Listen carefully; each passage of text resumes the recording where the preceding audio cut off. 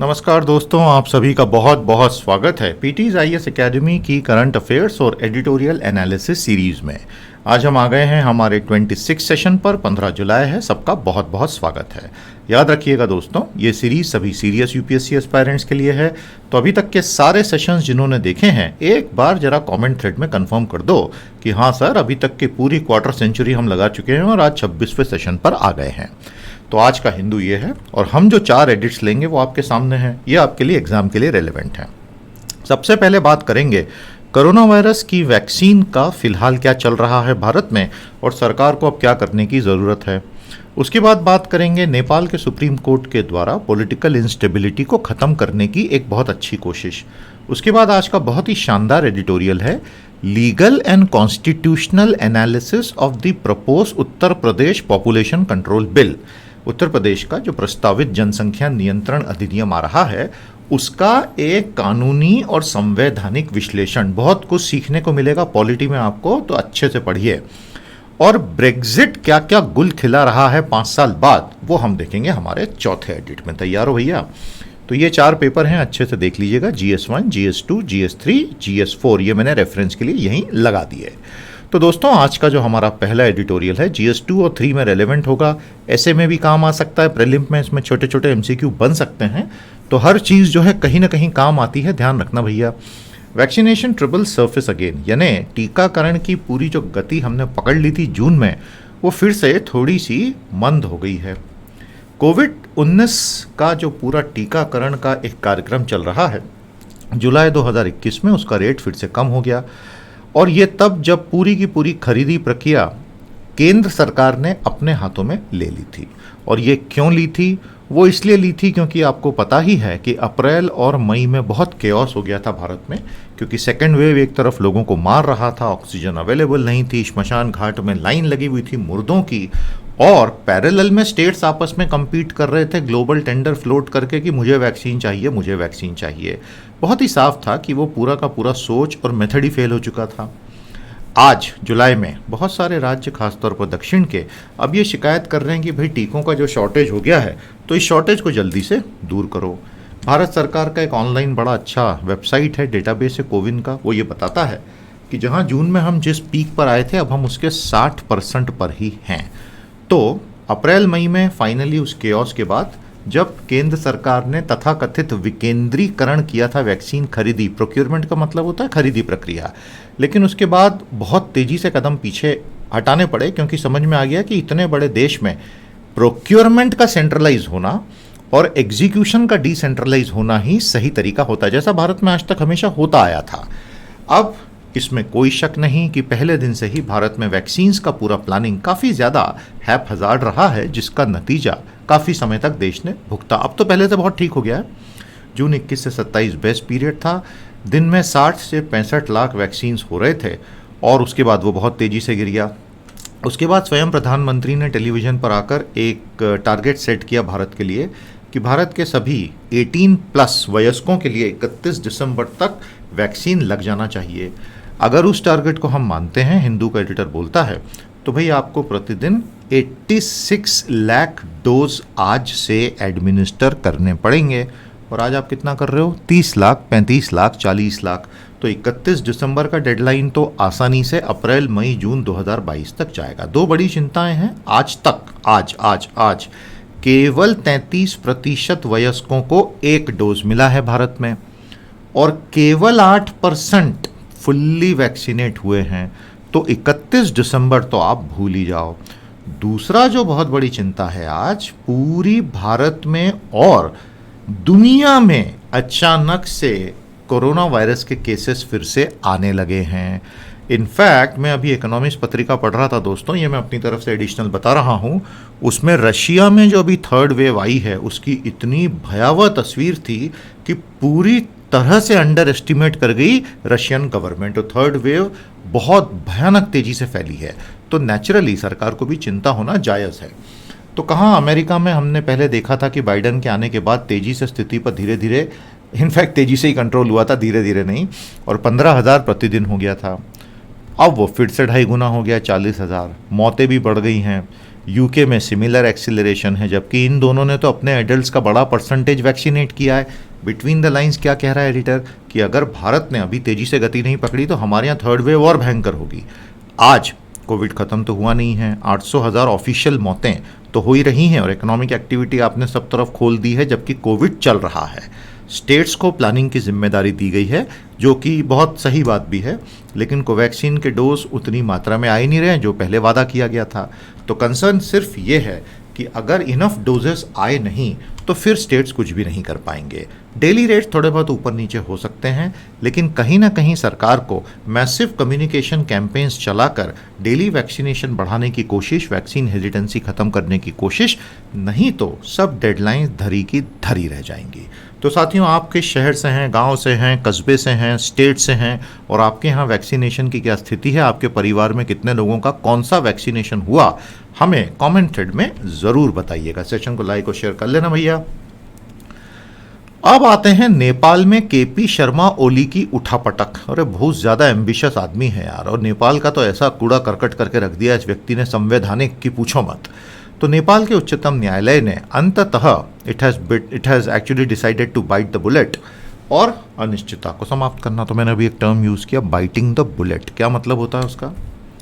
नेपाल के supreme court ने house of representative, प्रतिनिधि सभा यानी नेपाल की लोकसभा का जो dissolution prime minister KP Sharma Oli ने करवाया था और उस पर एक रबर स्टैंप की तरह राष्ट्रपति विद्यादेवी भंडारी ने मुहर लगाई थी, सुप्रीम कोर्ट ने बोला हटा सावन की घटा, ये हमें नहीं मंजूर है। और ऐसा 2 बार हो गया 1 साल में।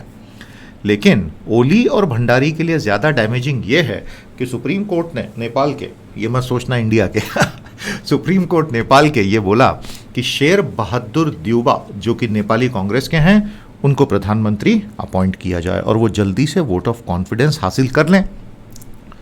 तो देउबा साहब ने जो है 149 सिग्नेचर्स का एक दस्तावेज प्रस्तुत कर दिया था सपोर्टिंग लॉ मेकर्स। अब इसमें कहानी में ट्विस्ट है, जितने भी सांसद उनको सपोर्ट कर रहे हैं वो अलग अलग पार्टियों के हैं, तो दल बदल कानून के तहत उनकी सदस्यता रद्द हो सकती है। इसलिए 5 जजों की संवैधानिक पीठ ने नेपाल के सुप्रीम कोर्ट के ये बोला है कि जो वहाँ के सांसद हैं, प्रतिनिधि हैं, वो अपनी पार्टी की विप का मतलब होता है आदेश कि तुम इसी दिशा में वोट करोगे, उस विप को इग्नोर कर देना कॉन्फिडेंस मोशन के दौरान। अब ये तो बहुत बड़ी बात हो गई।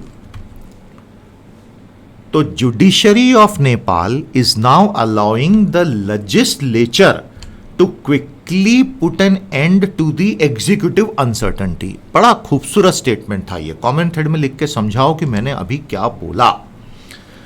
इससे पहले न तो ओली के पास और न ही देउबा के पास कॉन्फिडेंस वोट की ताकत थी, क्योंकि कोई भी सांसद जो है, प्रतिनिधि जो है, अपनी पार्टी के खिलाफ जाके वोट डाल के डिस्क्वालीफाई होने का खतरा लेता नहीं। सुप्रीम कोर्ट ने उनको ये अधिकार दे दिया, तो अब कोई टेंशन ही नहीं है। तो यहाँ की एक देश तो छोटा है, आबादी कम है, लेकिन पॉलिटिक्स बहुत कॉम्प्लेक्स है। 2 प्रमुख पार्टियां हैं। जो सत्ताधारी पार्टी है वो है communist party of Nepal, unified ML, और जो विपक्ष में है वो है जनता समाजवादी पार्टी, JSP। और उसके अलावा छोटे छोटे गुट बहुत सारे हैं, सबकी अपनी अपनी लॉयल्टीज़ हैं। इस वजह से क्लियर वोट टफ है।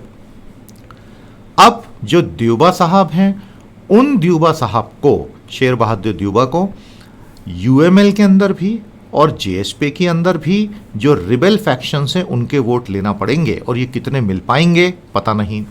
लेकिन all said and done, KP Sharma Oli साहब को बहुत ज़बरदस्त झटका सुप्रीम कोर्ट ने दिया है, क्योंकि उनका एक पूरा अथॉरिटेरियन एटीट्यूड जो था, एक सर्वसत्तावादी कि भाई मैं ही हूँ जो हूँ, और वो भी कोविड के दौरान, उससे नेपाल को बहुत तकलीफ हुई है। जो प्रेसिडेंट मैडम हैं विद्यादेवी भंडारी, उनकी प्रेस्टीज भी खत्म हुई, क्योंकि वो तो हर बार ऐसा लगता है कि उनके फॉर्मर पॉलिटिकल कलीग ओली जो बोलते हैं चुपचाप वैसा कर देते हैं। कुछ सुना सुना लग रहा है। Nepal now needs political stability more than anything else, something it missed out on during the constitutional monarchy as well as the Republican period.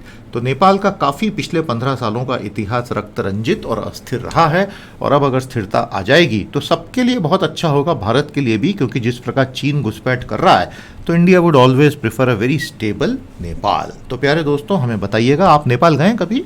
बहुत खूबसूरत देश, अगर गए हो तो बताइए कहाँ कहाँ आप जाके आए।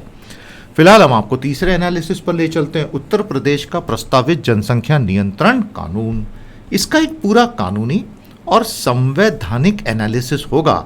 आपको एग्जाम के हिसाब से इतना सीखने को मिलेगा कि आप बिल्कुल बल्ले बल्ले होके जाओगे गुरु, ये हमारा आपको वादा है।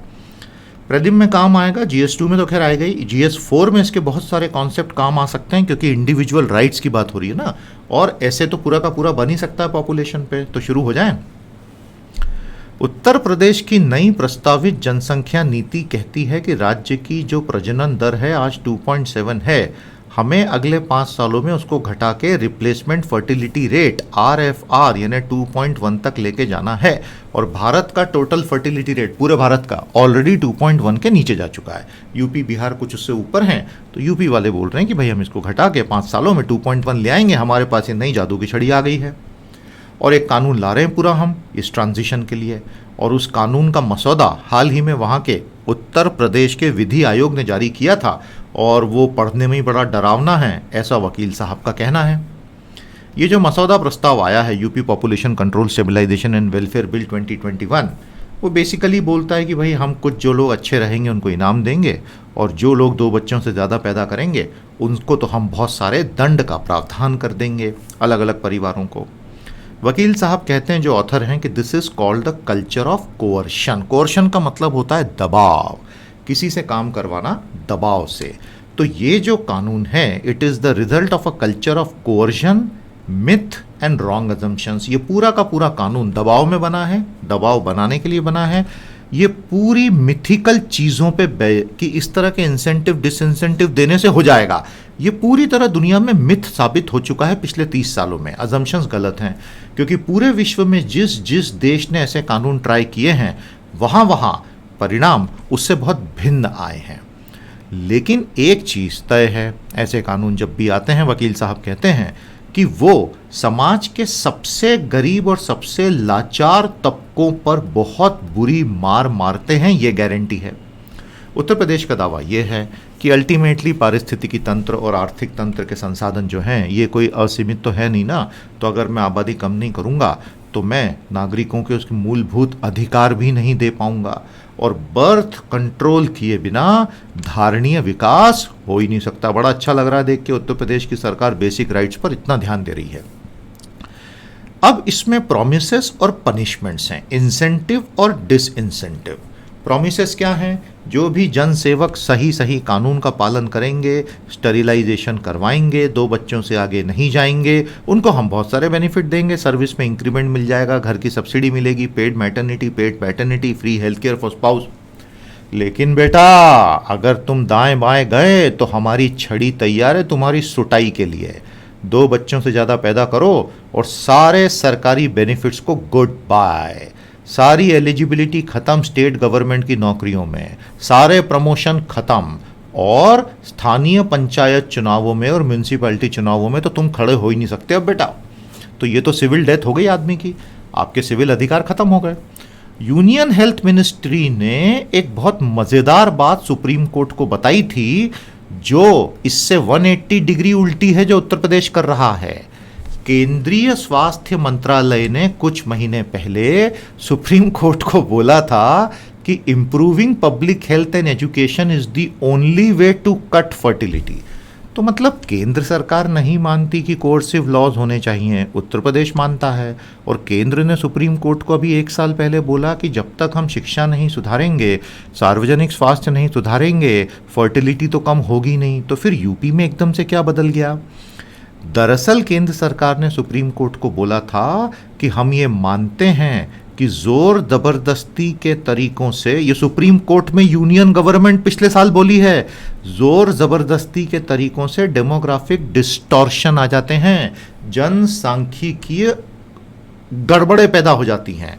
और यहीं तक नहीं, केंद्र सरकार ने सुप्रीम कोर्ट को यह भी बोला था कि 1994 का international conference on population and development programme of action के प्रति हम कटिबद्ध हैं।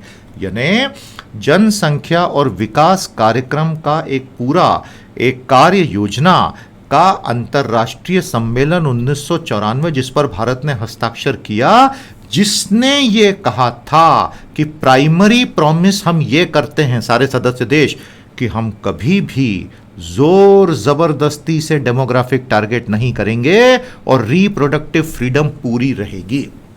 हर महिला स्वतंत्र है, 2, 3, 4, 5 जितने बच्चे पैदा करने करें, हम जबरदस्ती नहीं करेंगे। इंडिया ने साइन किया इस पे। सुप्रीम कोर्ट ने स्वयं रिप्रोडक्टिव फ्रीडम को भारत के हर नागरिक का इनएलिनेबल राइट माना है। Suchita Srivastava and another versus Chandigarh administration 2009 के मामले में। और उसके अलावा अनेक मामलों में उच्चतम न्यायालय यह व्यवस्था दे चुका है कि एक महिला की स्वतंत्रता की वो कितने बच्चे पैदा करे, ये अनुच्छेद 21 के तहत प्रदत्त राइट टू पर्सनल लिबर्टी का अभिन्न हिस्सा है। तो आर्टिकल 21 जो राइट टू पर्सनल लिबर्टी देता है, right to life and liberty, उसके तहत ये भी है। फिर राइट टू प्रिवेसी भी इसी के तहत बाद में आया था। आपको बात समझ में आ गई। और रिप्रोडक्टिव चॉइसेस का मतलब होता है कि वो महिला जो है वो ये तय कर सकती है, क्योंकि अल्टीमेटली बच्चे तो महिला ही पैदा करती है ना। तो जब हम रिप्रोडक्टिव चॉइसेस की बात करते हैं तो उसमें हमेशा पहले हम महिला की बात करते हैं कि महिला स्वतंत्र है कि वो या तो प्रोक्रिएट करे, बच्चे पैदा करे, या उससे एब्सटेन करे। दोनों उसके राइट है, लेकिन ये वो महिला तय करेगी, स्टेट तय नहीं करेगा। ये सुप्रीम कोर्ट ने कहा है। इसी रूलिंग को 9 जजों की बेंच ने निजता के अधिकार 2017, जिसको पावर ऑफ वन वर्डिक्ट भी कहा जाता है, मील का पत्थर है ये वर्डिक्ट, के.एस. पुट्टास्वामी जज थे जिन्होंने आधार के खिलाफ केस लगाया था, उसमें इस personal liberty and right to reproductive freedom का पूरा समर्थन किया। मतलब ये सारी व्यवस्थाएं भारत में ऑलरेडी हैं। A person's autonomy over her body, एक महिला की अपने शरीर की स्वायत्तता उसकी निजता के अधिकार का ही हिस्सा है। और निजता के अधिकार को 9-0 से सुप्रीम कोर्ट ने सेट किया है। तो अब अगर सरकार को उसको उलटना है तो सरकार को पहले तो 11 जजेस की बेंच बनवानी पड़ेगी। अब ये सरकार थोड़ी बनवा सकती है, और 11 के 11 जज उसके अगेंस्ट जाएं या 10-1 करें तभी जाके वो खत्म हो सकता है कानून, क्योंकि भारत का भी ये कानून बन चुका है। सुप्रीम कोर्ट की व्यवस्था का मतलब होता है भारत का कानून। आगे बात समझ में? आज अच्छी यहाँ पे लर्निंग हो रही है हमारी पॉलिटी की। और अन्य अधिकारों की तरह ये हम बिल्कुल मानते हैं, ऑथर कहता है कि ये कोई असीमित अधिकार तो होता नहीं है, लेकिन जब भी आप किसी फंडामेंटल राइट पर रिस्ट्रिक्शन लगाओगे तो आपको डॉक्ट्रिन ऑफ प्रोपोर्शनैलिटी, आनुपातिकता सिद्धांत को पालन करना पड़ेगा। अब ये क्या होता है आनुपातिकता सिद्धांत? इसमें 4 शर्तें पूरी होनी है। मतलब अगर कोई सरकार, केंद्र सरकार या राज्य सरकार कोई नया कानून लाकर किसी फंडामेंटल राइट को सर्कमस्क्राइब करती है तो उसको 4 शर्तें डॉक्ट्रिन ऑफ प्रोपोर्शनैलिटी की पूरी करनी पड़ेगी। जो रिस्ट्रिक्शन तुम ला रहे हो वो सिर्फ और सिर्फ कानून के जरिए आएंगे, किसी एग्जीक्यूटिव ऑर्डर से नहीं। जो रिस्ट्रिक्शन तुम ला रहे हो उसका एक बहुत ही वैधानिक लक्ष्य होना चाहिए, कोई फालतू लक्ष्य नहीं होना चाहिए। जो रिस्ट्रिक्शन तुम ला रहे हो वो इसलिए ला रहे हो कि दूसरे रिस्ट्रिक्शन से काम नहीं बन रहा है और ये दूसरों से कम इंट्रूसिव है इंडिविजुअल लाइफ में। अब ये कानून तो भयंकर इंट्रूसिव है। और जो रिस्ट्रिक्शन तुम ला रहे हो उसका तुम्हारे कानून के लक्ष्य के साथ सीधा सीधा लॉजिकल नेक्सस होना चाहिए। अगर ये 4 हैं तो डॉक्ट्रिन ऑफ प्रोपोर्शनैलिटी फुलफिल हो जाएगी और रिस्ट्रिक्शन अलाउ होगा। तो ये तो मामला सुप्रीम कोर्ट पे जाएगा ही जाएगा। अब उत्तर प्रदेश का प्रस्तावित कानून वेलफेयर को ही सशर्त कर देता है, तो ये तो बाय डेफिनेशन कोर्सिव हो गया। हालांकि उत्तर प्रदेश स्टेट यही बोलेगा कि ये सब वॉलंटरी है। Right to access basic goods can not be based on asking people to sacrifice bodily autonomy. बड़ा तगड़ा सेंटेंस है। तो जो नया कानून है वो प्रोपोर्शनैलिटी पे फिट नहीं बैठता है और इसलिए ये अनकॉन्स्टिट्यूशनल होगा। नया कानून कुछ दूसरे बहुत खतरनाक काम करेगा भारत में। भारत में ऑलरेडी लड़के की चाहत में अनेक लड़कियां पैदा होती हैं। अब 2 बच्चों की बंदिश आते ही लोग लड़कियों की भ्रूण हत्या करना और अधिक गति से शुरू करेंगे। देखिए, भ्रूण हत्या भारत का एक बहुत ही ओपन सीक्रेट है। मैं कोई नई बात तो बता नहीं रहा हूँ। इतना भयंकर हालत है गाँवों में, शहरों में भी, पढ़े लिखे घरों में भी। कन्या भ्रूण हत्या और infant mortality, in fact feticide as well as infanticide is a very common thing। और ये कानून आने के बाद लड़के की चाहत में लड़कियों की हत्या और तेजी से बढ़ेगी, ऐसा वकील साहब कह रहे हैं। जबरदस्ती स्टेरिलाइजेशन के कैंप्स आने लग जाएंगे। और एक उल्टा डिसीजन सुप्रीम कोर्ट से आया था, Javed and other versus state of Haryana and other 2003 में, जब सुप्रीम कोर्ट ने कहा था कि हरियाणा का वो कानून कि 2 बच्चों से ज़्यादा है तो लोकल इलेक्शन में नहीं आ सकते, उसको सुप्रीम कोर्ट ने सही ठहराया था। वकील साहब कहते हैं कि ऐसा होता है। सुप्रीम कोर्ट के 10 डिसीजन एक दिशा में जाते हैं तो एक उल्टा भी जाता दिखता है, और वो वैसे भी बैड लॉ था। लेकिन वर्तमान यूपी का जो कानून है वो दरअसल उससे ज़्यादा नए डायमेंशन खोलता है सिविल डेथ के, और वैसा नहीं होना चाहिए। तो फाइनली जाते जाते वकील साहब कहते हैं कि भैया सुप्रीम कोर्ट के लिए अब समय आ गया है कि पुट्टस्वामी जजमेंट को पूरी ताकत से लागू करे, अगर राइट टू प्रिवेसी का कोई अर्थ भारत में रहना है तो। आ गया समझ में? आई होप आपको मज़ा आया दोस्तों। इसको समराइज़ कीजिए और इसमें से आपने क्या 2-3 चीज़ें सीखी बताइए। सारी प्लेलिस्टें अच्छे से देखते चलना, ये तुम्हारे ही लिए हैं। हमारे बहुत प्यारे कोर्सेज चलते हैं, नीचे आपको एक ज्वाइन का बटन भी दिख रहा है। आप मंथली बेसिस पे ट्राई करके भी दोनों कोर्सेज देख सकते हैं। आपको इतना मज़ा आएगा और इतना ज़बरदस्त नॉलेज एग्जाम्स के लिए मिलेगा कि आप एक बार जुड़ जाएंगे तो फिर जाएंगे नहीं। ट्राई आउट कीजिए। आज का चौथा और अंतिम एनालिसिस है कि ब्रेग्जिट के लूज एंड्स अब बहुत तकलीफ दे रहे हैं। GS1 इसमें हिस्ट्री भी आ गया, GS2 इंटरनेशनल रिलेशंस, ऐसे सब जगह काम आएगा। 2016 में जब यूके ने तय किया कि मुझे तो अब छोड़ के जाना है यूरोप, तो ब्रेग्जिट हो गया।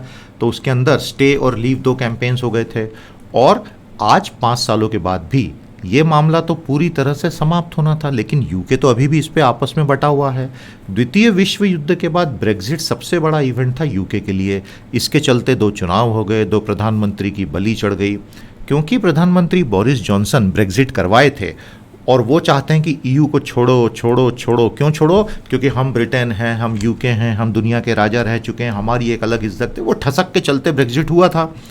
उन्होंने जल्दी के चलते एक कानून पारित करवाया था दिसंबर 2020 में, withdrawal and trade and cooperation agreement, और वो कानून में इतने सारे लूज एंड छोड़ दिए जल्दी के चक्कर में कि अब बहुत प्रॉब्लम आ रही है। तो एक प्रॉब्लम का उदाहरण देते हैं दोनों ऑथर्स। वो बोलते हैं यूके जो है अब जितनी भी मछली खाता है तो 70% वो आयात करता है, और वो इंडस्ट्री GDP का 0.12% है, एम्प्लॉयमेंट का 0.1% है, मतलब कुछ भी नहीं है। मई 2021 में ब्रिटेन की नेवी और फ्रांस की नेवी आमने सामने आ गए जर्सी आइलैंड के पास, जहां फ्रांस की फिशिंग बोट्स ने यूके की बोट्स को फिशिंग करने से रोका कि तुम यूरोप के पानी में फिशिंग नहीं कर सकते। तो ये एक लूज एंड था। कितनी हास्यास्पद बात है।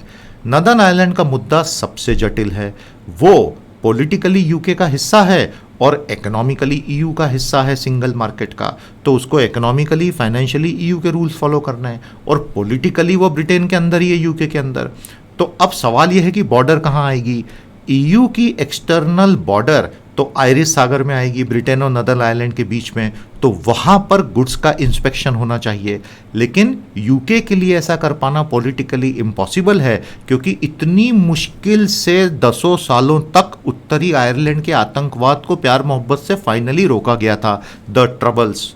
अब अगर यूके की तरफ से इंस्पेक्शन शुरू होंगे तो वो सारे पुराने घाव हरे हो जाएंगे, तो वो यूके कर नहीं सकता।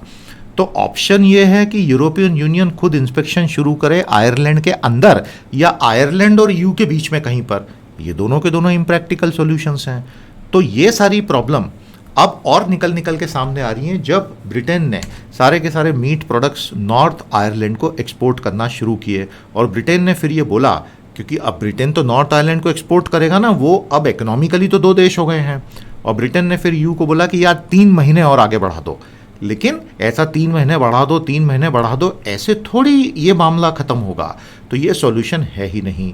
और इनफैक्ट ब्रिटेन और यूके अब दरअसल ब्रेग्जिट के अलग अलग एग्रीमेंट्स पर ही सवाल उठाने लग गए। तो फिर किया ही क्यों? ब्रिटेन पैरेलल में लंदन की सफलता का जश्न मना रहा है, क्योंकि पहले ऐसा डर था कि बड़ी बड़ी फाइनेंशियल कंपनियां ब्रेग्जिट होने के बाद लंदन छोड़ के यूरोप भाग जाएंगी, और यूरोप ने होस्टाइल लेजिस्लेशन बनाया, इंसेंटिव दिए, लेकिन सिटी ऑफ लंदन अपने आप को बचाने में सफल हो गई। तो अब क्या हो रहा है? 2 अलग अलग व्यवस्थाएं rules based head to head आपस में टकरा रही हैं, और ये ठीक नहीं है। ब्रिटेन बहुत गुस्से में है, क्योंकि क्या हो रहा है कि दुनिया का सबसे बड़ा व्यापारिक गुट है EU, अब उससे ये पंगे ले रहा है, और दुनिया में दूर दूर हजारों मील नए नए ट्रेड एग्रीमेंट करने जा रहा है, जिससे अभी कोई फायदा हो ही नहीं रहा है। तो मतलब नुकसान बड़ा हो गया, फायदे कम हो गए। स्कॉटलैंड अपनी खुद की स्वतंत्रता के लिए वोट कर रहा है, यूके का हिस्सा है, हालांकि अभी वो वोट फेल हो गया, लेकिन यूके के हाथ पांव फूल गए हैं। पैरेलल में रिपब्लिक ऑफ आयरलैंड और नदर आयरलैंड आपस में एकजुट होना चाहते हैं, उस पर बातचीत है। तो यूनाइटेड किंगडम में ले दे के वेल्स और ब्रिटेन ही बचेंगे। फिर IMF ने ये बोला है कि यूके वर्तमान में बहुत बड़े ट्रेड डिसरप्शन से गुजर रहा है, और बहुत सारी कंपनियां अब धीरे धीरे यूरोप में रीलोकेट हो रही हैं। लेकिन अब ब्रिटेन के पास एक और हथियार आ गया, वैक्सीनेशन इतना बढ़िया किया और यूरोप जो है वैक्सीनेशन में बंगल कर गया। तो ये फिर से ड्रम पीट रहे हैं कि देखो देखो देखो हमारा सिस्टम अच्छा, तुम्हारा सिस्टम खराब। ओवरऑल ब्रेग्जिट ने यूके को पहले से बहुत कम यूनाइटेड रखा है और इंटरनली बहुत कमज़ोर कर दिया है। तो this was a very good update of world affairs. I hope आपको मज़ा आया। हरियाणा पुलिस ने बहुत सारे प्रोटेस्टिंग फार्मर्स को देशद्रोही बताते हुए सिडिशन के चार्जेस लगा दिए हैं, तो अब ये सारे जेल जाएंगे। पैरेलल में आज सुप्रीम कोर्ट में चीफ जस्टिस की हियरिंग में चीफ जस्टिस ने पूछा है 75 साल की आज़ादी के बाद भारत में क्या ऐसे कानून होने चाहिए जिसमें महात्मा गांधी को जेल भेजा गया था। LAC impasse is affecting bilateral tries. Bharat ने अभी मुद्दा उठाना शुरू कर दिया है कि भैया इस पूरे नाटक को आप जल्दी से खत्म करो और इससे पूरे द्विपक्षीय संबंध ही खराब हो रहे हैं। चाइना उस पर रेसिप्रोकेट कर नहीं रहा है। हरियाणा की एक्सेस डेथ 7 गुना है आधिकारिक टोल से पैंडेमिक पीरियड की। अब कई राज्यों में ये 20-30 गुना निकल कर आ रही है और कई राज्यों में 3 से 4। तो ऑफिशियली कोविड में जो मरे हैं और जो एक्चुअली कोविड से मौत हुई है, दोनों के बीच का गैप लाखों में होगा। प्यारे दोस्तों, अंग्रेजी सुधारनी है तो मेरा ये बहुत शानदार कोर्स है, आगे बढ़ के पूरे कॉन्फिडेंस से एनरोल करें। 100 सेशंस का कोर्स है, हर क्लास 1.25 घंटे की है। Grammar, vocab, usage, comprehension, spoken, MCQ cover किया है। सभी कॉम्पिटिटिव एग्जाम के लिए ये 1 शॉट सॉल्यूशन है। आगे बढ़िए, एनरोल कीजिए और अपनी एक अच्छी यात्रा शुरू कीजिए। India at the Tokyo Olympic, बहुत ही प्यारा इन्फोग्राफिक दिया है, आपके रेफरेंस के लिए बहुत अच्छा है। तो भारत की अच्छी खासी उपस्थिति है। वैसे टोक्यो ओलंपिक एक बहुत ही अजीबोगरीब हालत में कंडक्ट हो रहा है, जहां जापान के लोग ही नाराज है कि तुम क्यों कर रहे हो। एनीवे, टोक्यो 2020 फाइनली हो रहा है। We can only wish our people the very best. हालांकि जितने भी विजेता होंगे, अब उनके गले में कोई भी मेडल नहीं डाला जाएगा। ये प्लेट उनके सामने रखेगी कि उठा ले भैया तू अपने अपने मेडल और अपने गले में खुद ही लटका ले। अब देखिए पैंडेमिक के चलते क्या क्या करना पड़ रहा है, गजब। क्या ठीक है, प्रिकॉशन तो ज़रूरी होता है। तो प्यारे दोस्तों, रिटेल इन्फ्लेशन और हेल्थ इन्फ्लेशन ने हिंदुस्तानी परिवारों की फाइनेंशियल कमर तोड़ दी है। इस इन्फोग्राफिक में सारे डेटा के साथ बताया गया है। भारत एक बड़ा अद्भुत देश है। यहाँ पर ऐसे कानून बनते हैं जो संविधान की भावना के विपरीत होते हैं, जैसे कि IT एक्ट की धारा 66A। तो फिर सुप्रीम कोर्ट उसको कैंसिल कर देता है। लेकिन भारत के पुलिस वाले नहीं मानते सुप्रीम कोर्ट की बात। सुप्रीम कोर्ट ने ये बात अभी बोली कि मैंने 5 साल पहले सेक्शन 66A को अनकॉन्स्टिट्यूशनल बोला था। तुम्हारी हिम्मत कैसे हो रही है, तुम इसमें गिरफ्तारियां करे जा रहे हो हजारों लोगों की, और तुमने कई लोगों पे केस लाद दिए। पूरे भारत की पुलिस को बोल रहे हैं। फाइनली होम मिनिस्ट्री ने ऑर्डर जारी किए कि ये सारे केसेस खत्म करो, क्योंकि ये कानून ही खत्म हो चुका है। मान गए यार, मतलब कुछ भी चल रहा है अपने यहाँ। तो ये थी आज की हमारी सारी खबरें। आई होप आपको आज का सेशन बहुत अच्छा लगा। चैनल को आगे बढ़ाने में हमारी मदद करें, अपने सारे साथियों से सब्सक्रिप्शन करवाएं, लाइक करें, शेयर करें और अपनी राय देते चले। कल मिलेंगे 16 जुलाई को 27वें सेशन के साथ। नमस्कार, जय हिंद।